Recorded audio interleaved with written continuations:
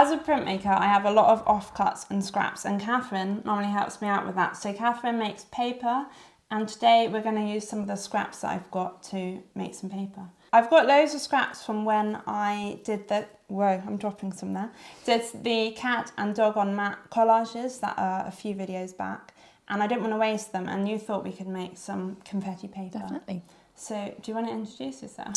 I'm Katherine, and yeah, I make paper. I've made quite a bit of paper for Molly, and I like to use recycled fibres, mainly from blotting paper that was used in paper conservation, that hasn't had any chemicals added to it. It's literally just been used for drying, so it would otherwise just go into the recycling, but I can use it again because it's 100% cotton rag. It just pulps down really nicely, so works very well with Molly's paper, and then you get beautiful colours. Yeah, it's a really nice way, because when I collage, I'm using up scraps from my prints, but they get to a point where they're so small, I don't know what to do with them, and then I hand them to you and you make beautiful paper, and then I take that paper and I print on it.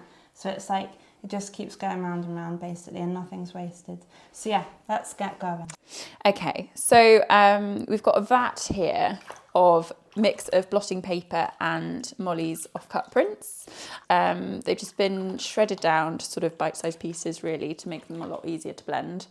Best way to do that is without scissors, because if you're using scissors, you're cutting up the fibres that just help it all meld together. So they sit in some water, preferably warm water, which helps the fibres really relax. And then I'll put that in the blender, and then I'll use this handy piece of kit called a mould and decal, and put that, all of that paste into here, into my lovely vat, and start making paper. I'm not going to put too much in, sort of bit by bit. You don't want to break the blender. Don't want to break the blender. I have done that before. I've got through about 3 blenders. This is very much domestic paper making, because the professionals would use an industrial scale. It's called like a Holland beater, and it's basically hasn't changed since Victorian times, I think, even before that.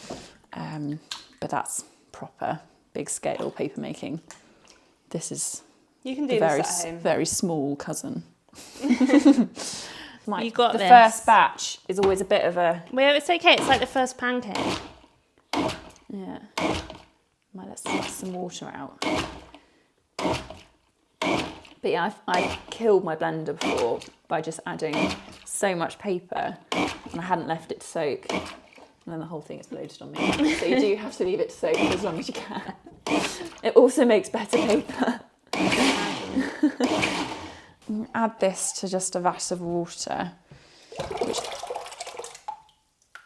which is quite satisfying, because then you start seeing all the colours that will slowly come together. So that mix had some of my old prints in it, didn't it? Yeah, and blotting paper. It's about 60% blotting paper, 40% your prints. And then we're going to add in the scraps from the other collages after. We don't want to blend them up because they're already cut up small. Absolutely. How do you know when you've got enough paper, like pulp? So it's a bit of a guessing game, but it helps just to every now and again run through the vat with the mould and decal, because you can always add more. And equally, if it just feels a bit too like you're just getting a very, very dense sheet of paper, you can add more water to make it a bigger vat, so then there's just a bit more of a kind of even consistency. Or you can take some out and then just add more water. So there's not really a sort of quantity as such. It's a bit of a guessing game, but it also just depends on how thick you want your paper to be and what you're using it for. Yeah. Because for printing, like different types of printing, you'd want different thicknesses of paper, I suppose, wouldn't you? So let's have a go. Okay. So mould and decal, very much handmade, but one goes on top of the other. And I'll have to go through.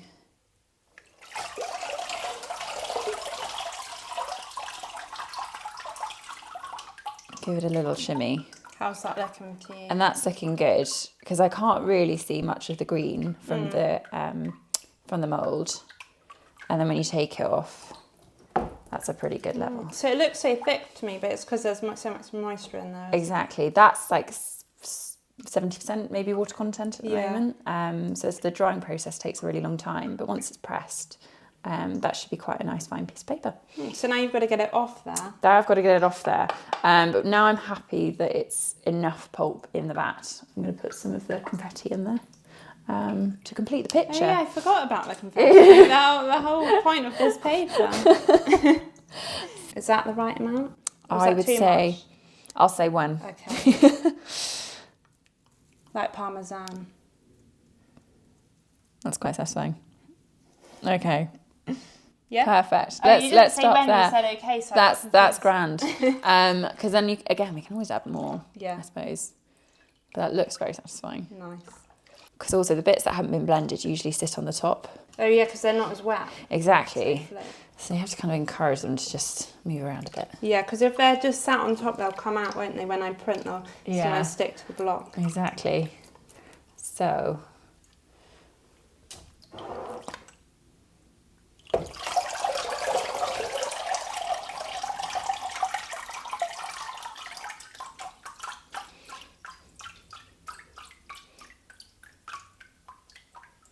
And hopefully that's a pretty good level. But it's quite satisfying at this moment because you can see all the different colours through the paper, and then obviously when it dries you'll only just see the ones that are on the surface really. On the back you'll get the flicks of colour. That's a pretty decent piece of paper. So it's like doing pancakes, so the first one never really comes out very well. So it kind of want to have a bit of a wet surface, because otherwise it won't want to come off. And then hopefully it's enough encouragement. You do a bit of a flip.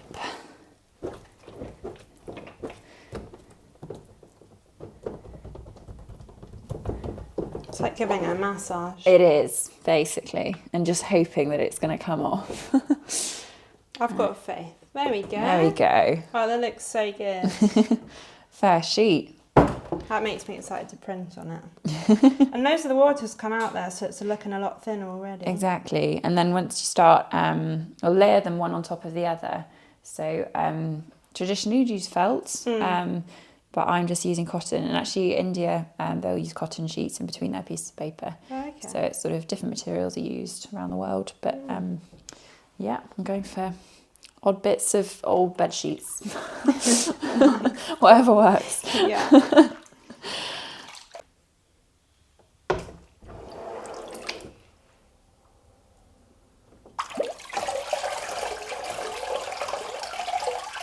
I love the sound of the water dripping off. It's very satisfying. It's quite repetitive when you make paper, isn't it? A bit like printmaking. Yeah. Like you're now doing the same task over and over. Exactly. And then you have to kind of try and remember to keep the quality exactly the same for each paper. Yeah, although I don't mind when I'm going through the paper and there's one that's a bit thicker than the other. It's just, I see each bit of paper as like an individual thing. That's the thing. And they are all unique, particularly when you've got, well, definitely when you've got different colours in there. Yeah. Because you just can't control what they're all going to do as much as some people would like to. I think you kind of can't really be too pedantic when it comes to this kind of level of paper making, because it's just all kind of a bit of play, really. Yeah, and if I wanted something really consistent, I'd just order paper made in a machine. Exactly. But I don't want that.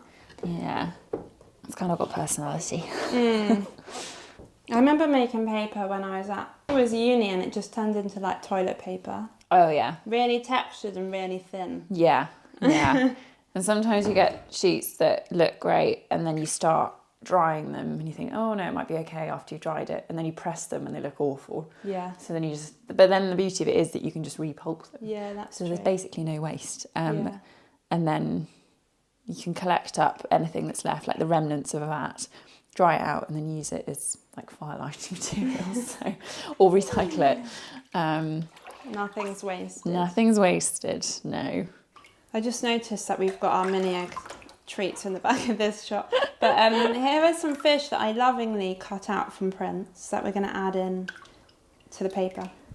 So we've done that before, haven't we? Mm-hmm. Right, so I've got a little fish. So should I just place it where there's a bit of a space? Wherever you like, yeah. There. And then I tap it in? Or do I need to bring a bit of the pulp over? Bit of pulp over it, and then that should, once not it's as pressed, that's perfect. Do you think? Yeah, and then once it's all pressed in, you should get more of the fish peeking through. Cute.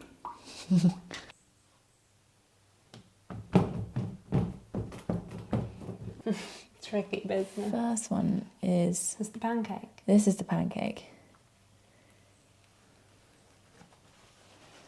You can kind of push things back in with a rag.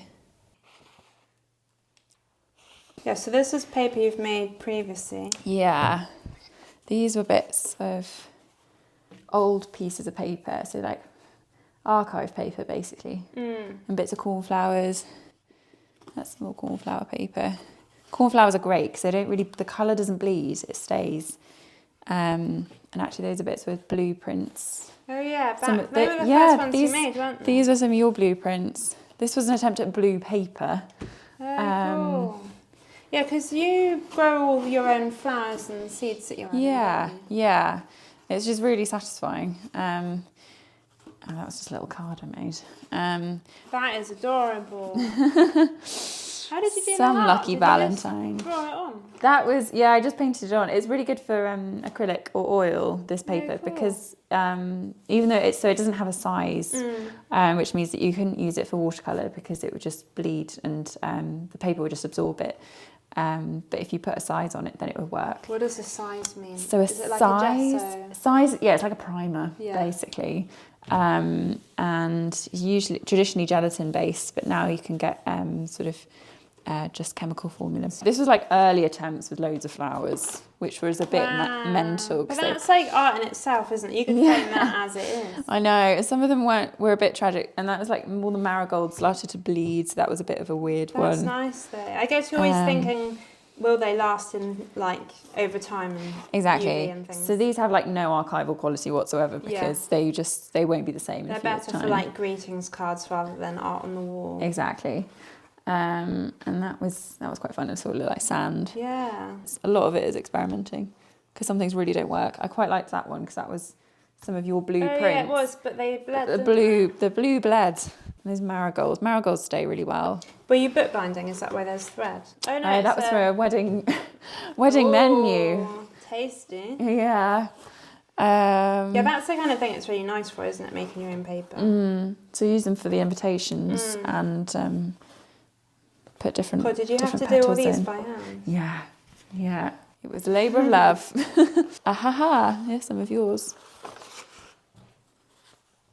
Shells. The limpet shell. I remember the first time I printed with these and I was so surprised it looks like worked. sand, and I like that one with all the cornflowers. I love that on the paper I normally use. You don't get that indentation when you print, but on these you do it. Compresses. It's very satisfying. I really liked the pink and the blue actually. I thought that was really nice. Yeah. God, this takes me back. When did we do these? 2 years ago or something? I think it must have been 2 years ago.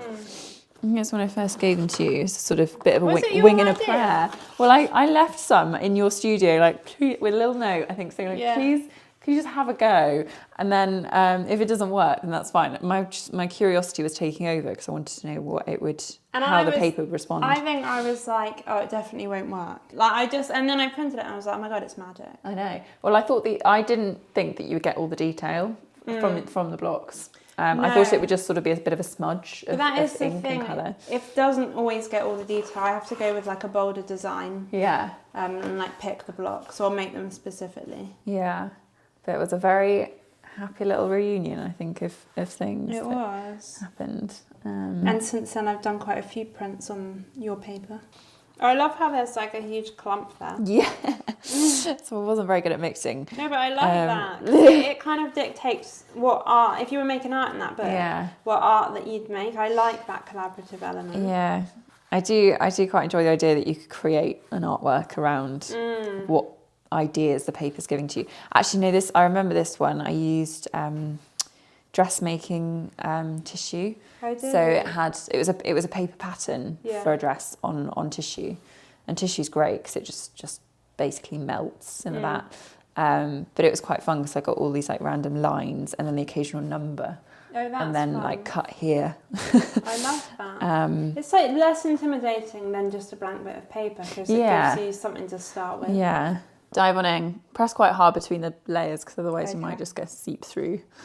And then wait for it all to sort of meld on top. Reminds me of being like a paddling. And bring it up. Do I bring it up now? Yeah. There's going to be a hole in this, so I can see it straight away. You can sort of manipulate it as you bring it up. That looks grand. Thanks. Give it a good squeeze. Like that? Yeah. Sort of gives it edges. Oh, okay. Because otherwise the fibres can like sort of seep underneath between the mould and the decal, and then it gets very feathery along the decal. That's what gives it a deckled edge. Oh, yeah. There you go. Remove that. Yeah. Wait, what's the decal and what's the mould? That's the decal. That's the decal, mould. that's the mould. Yeah. Got it. I think I'll probably add some more pulp to the rest of the vat, but that's, I would say, a decent thickness. Squelch. It's a good squelch. It is, isn't it? If you're getting too much water coming through the mould, I start to use like a towel. It's just the first few that is actually, the base is quite absorbent. Yeah. And then pull it up this way. Yep. Kind of want to go from an edge. Oh. Did I do it from an edge? Yeah. Perfect. Lovely. Bit thin though. Bit thin, but then I think that's fine because then I can add. It's quite a good indicator as to how much pulp you need to add. Yeah, more pulp needed. To the vat. Nice though. That is I nice. like the sunset colours in there from the sunset print. That was lovely.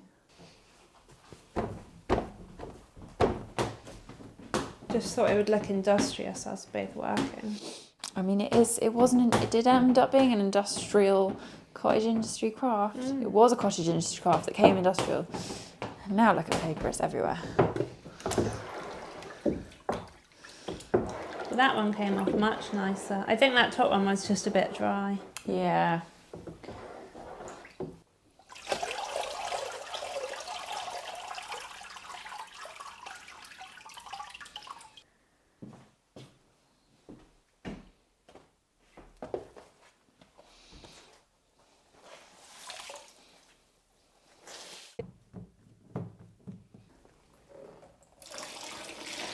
And then the fun part is squeezing all of that. Like milking a cow. Yeah.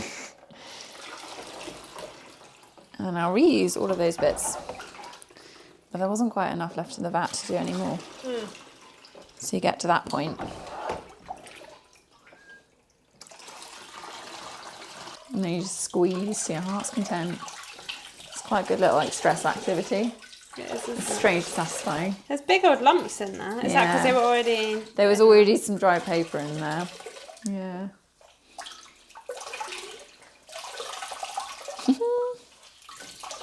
And then you can just put this back in the water next time and rehydrate it, basically. Yeah, basically. It's like a little paper fossil. I'll let you do the last bit because you'll be well versed at squeezing that. No, I just tend to like put it in a warm place and then it dries it out. Last bits. And it reduces down to nothing. But then that can be dried and then ready to be put back in the blender for the next time and make the next batch. It's little balls of paper. Right, so we've finished making the paper now. Got how many sheets we got? 16 or 17? About 16, I think. Yeah, so quite a small batch. You're going to make some more, aren't you? Yeah. Another time. Definitely. But yeah, thanks for showing us how it's made. It's been a pleasure. No, it's exciting.